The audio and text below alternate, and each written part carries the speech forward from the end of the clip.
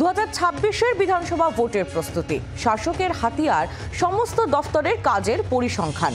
2011 থেকে 2024 অবধি বিভিন্ন দফতর কি কি কাজ করেছে, রাজ্য সরকার কোন কোন প্রকল্পে কত অর্থ দিয়েছে, নয়া সেতু, রাস্তা থেকে পরিকাঠামো, সামাজিক সুরক্ষা থেকে শিক্ষা, স্বাস্থ্য, এই সব কিছুর হাল কি? 13 বছরের খুঁটিনাটি হিসেব তুলে ধরতে চলেছে রাজ্য সরকার। প্রবীর চক্রবর্তী আমাদের প্রতিনিধি রয়েছেন আমাদের সঙ্গে টেলিফোন লাইনে। প্রবীর, কি জানতে পারছো, কি পরিকল্পনা রয়েছে রাজ্যে?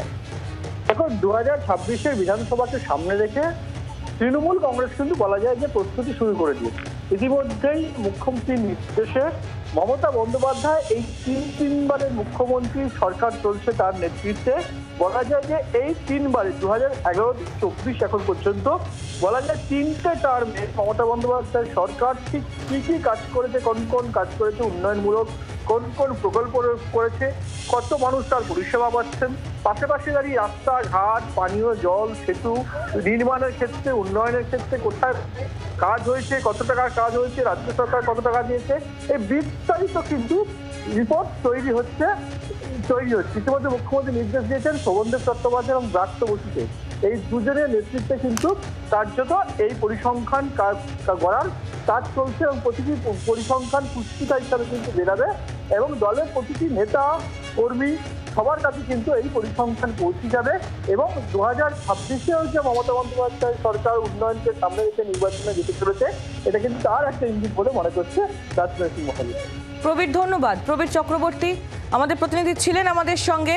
আপনাদের আরও একবার জানিয়ে রাখি, 2026-এর বিধানসভা ভোটের প্রস্তুতি, শাসকের হাতিয়ার সমস্ত দফতরের কাজের পরিসংখ্যান, 2011 থেকে 2024 অবধি বিভিন্ন দফতর কি কি কাজ করেছে, রাজ্য সরকার কোন প্রকল্পে কত অর্থ দিয়েছে, নয়া সেতু, রাস্তা থেকে পরিকাঠামো, সামাজিক সুরক্ষা থেকে শিক্ষা, স্বাস্থ্য, এই সব কিছুর হাল কি? 13 বছরের খুঁটিনাটি হিসেব তুলে ধরতে চলেছে রাজ্য। যে খবর পাওয়া যাচ্ছে সূত্র মারফত, শোভনদেব চট্টোপাধ্যায় এবং ব্রাত্য বসুকে এই দায়িত্ব দেওয়া হয়েছে। কি বলেছেন রাজ্যের মন্ত্রী ব্রাত্য বসু, শোনাবো আপনাদের।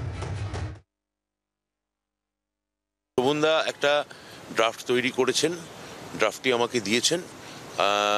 আমি এখন সেই ড্রাফটের উপর মুসাবিদা করছি।